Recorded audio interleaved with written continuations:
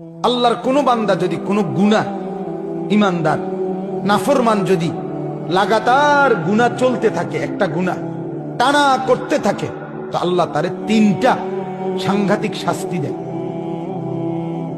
কথা বুঝছেননি আমার? মানে একটা হলো আমার গুনাহ হয়ে গেছে, আমি ছেড়ে দিছি, আবার সাথে সাথে ভুল হয়ে গেছে। আরেকটা হলো গুনাহই আমার জিন্দেগি, আমি গুনাহটাকে, আল্লাহর এই নাফরমানিটাকে আমার জীবনের সাথে মিশিয়ে ফেলছি। এটাই আমার ধারাবাহিক 10 বছর, 5 বছর, 20 বছর, 6 মাস আমি একই রকম নাফরমানি করছি। এরকম যদি করো হয়, আল্লাহ যখন অসন্তুষ্ট হয়, ভাই ছেলেরা তোমরাও শোনো, আল্লাহ তখন তাকে 3টা সাংঘাতিক শাস্তি দেয়। কি কি? 1 নাম্বার, আদাল্লাহুল্লাহ, আল্লাহ তখন নিজে নারাজ হয়ে আল্লাহই তাকে পথভ্রষ্ট, গোমরা করে দেয়।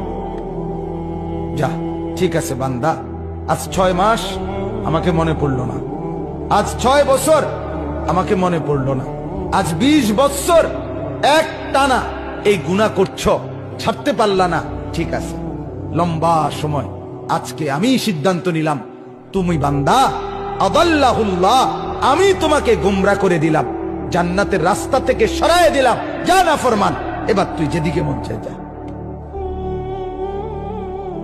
এটা আল্লাহ করে। 2, ও খাতামা আলা সামঈহি ওয়া কলবি, কোরআনের আয়াত।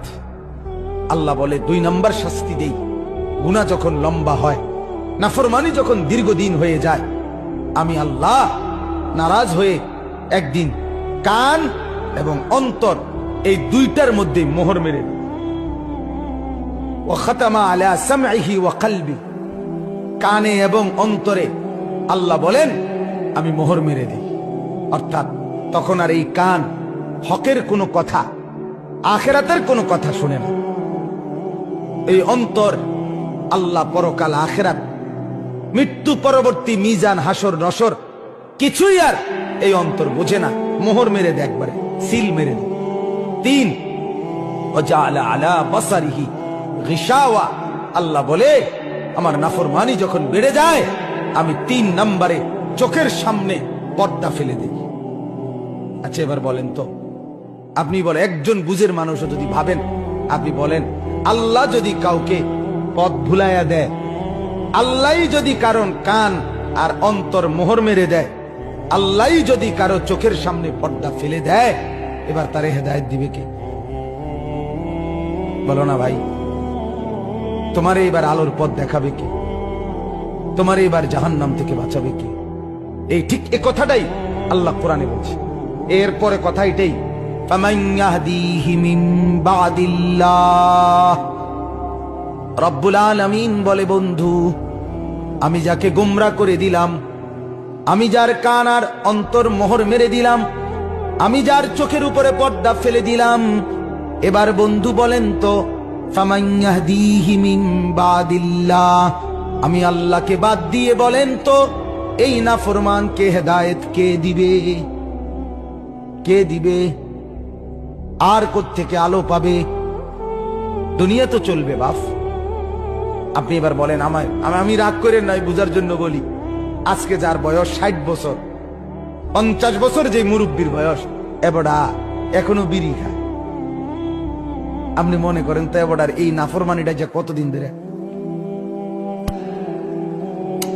কথাটা বলেন, 60 বছর 50 বছর ধরে লাগাতার আপনি একই রকম বিড়ি খেয়ে যেতেছেন, সিগারেট খাইতেছেন।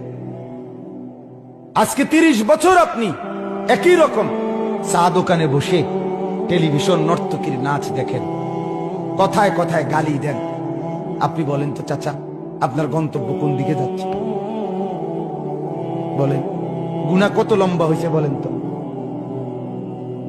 আজকে 20 বছর মনে করেন যার ঘরে রঙিন টেলিভিশন চলে, একই রকমে প্রতিদিন স্ত্রী, ছেলে, মেয়ে, নাচ, গান, সিনেমা, নাটক, দৃশ্য উলঙ্গ পনা দেখে, এই ঘরের হালাতটা কি মনে হয়? কত গুনাহ কত বছর কথা বোঝেন নাই আমার? 20 বছরও আপনার গুনাহটা ছাড়বার কথা মনে হইল না। এটা যে এত বড় গুনাহ, এর দূর বিবেকে আসলো না। আপনার পরিণতিটা কি? কি মনে হয়? কি মনে হয়? আজ 30 বছর বাজারে ব্যবসা করে, 10 বছর ব্যবসা করে, প্রত্যেক দিন ওনার ব্যবসা একই জিনিস ওজনে কম দেয়, ঠকায়, মিথ্যা বলে, ধোকা দেয়। আপনি বলেন তো ওনার পরিণতিটা কোন দিকে যাচ্ছে? বুঝাইতে পারলাম কিনা? ছেলেরা, বাপ, তোমরা এবার বলো, আজ 6 মাস মনে করো, 6 মাস বা 1 বছর তুমি কোনদিন ফজরের নামাজ একদিনও পড়লা না, তুমি জানো না ফজরের নামাজ কখন পড়ে, কয়টায় পড়ে। বলো না ভাইয়া, তোমার জিন্দেগি কোন দিকে যাচ্ছে? যদি এমন হয় একদিন আর মনে না পড়ে তুমি মুসলমান, কি হবে তোমার? দুনিয়া দুনিয়া চলবে, বাপ, বাত আটকাইবে না, খানা দানা বন্ধ হবে না, বিয়ে শাদিও বন্ধ হবে না, বাচ্চা কাচ্চাও হইব, পেশাব পায়খানাও চলব, ঘুমও আসবে। আখেরাত এগুলো তো আল্লাহ তাআলা, বাপ, এগুলো তো আল্লাহ কুত্তারও দেন। কুত্তাও তো খায়, কুত্তাও তো ঘুমায়, কুত্তাও তো পেশাব পায়খানা করে, কুত্তারও যৌন চাহিদা পূরণ হয়, কুত্তারও বাচ্চা কাচ্চা হয়, হয় না? মা কথা কয় না তো? তোমার আর তুমি আলাদা? আলাদা কি বলো ভাইয়া?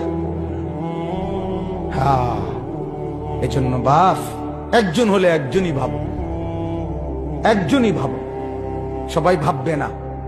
আল্লাহ কোরআনেই বলছে অধিকাংশ গাফেল, অধিকাংশ গাফেলই থাকবে।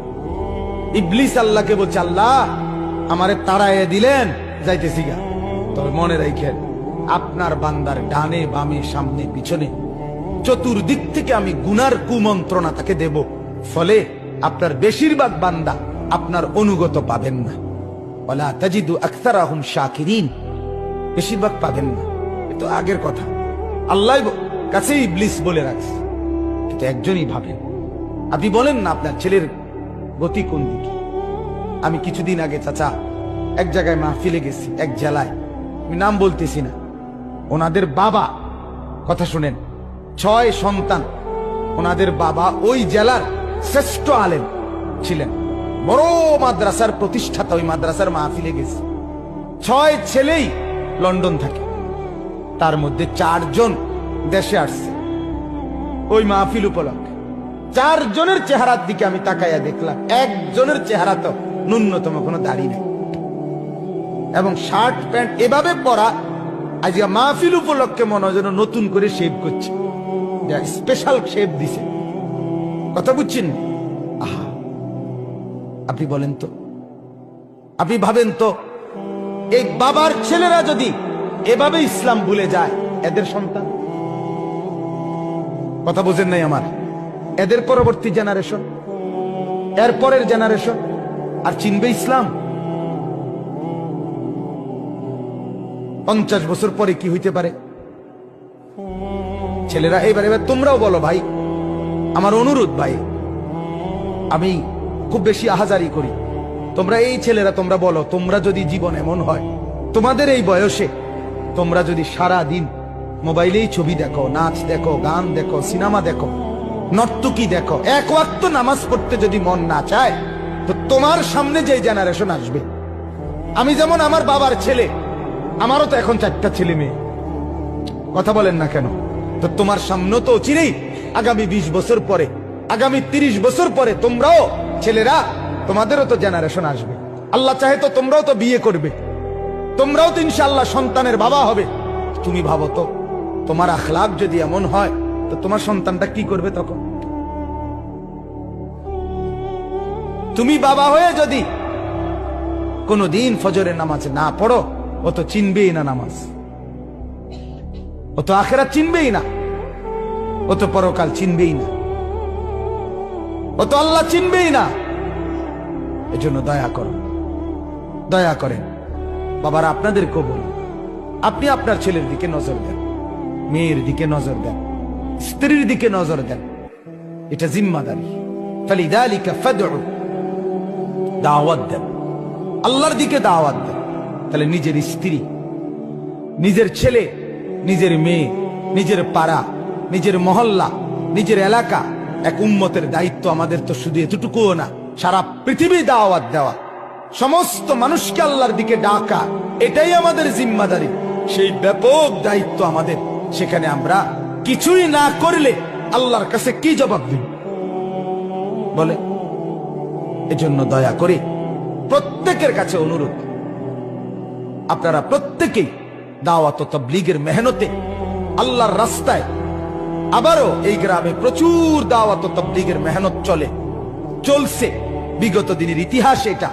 আলহামদুলিল্লাহ, আমরা অনুরোধ করব আপনাদের এই ঐতিহ্য দাওয়াত ও তাবলীগের এই মেহনত আপনারা আগামী দিনেও চালু রাখবেন, বলেন ইনশাআল্লাহ।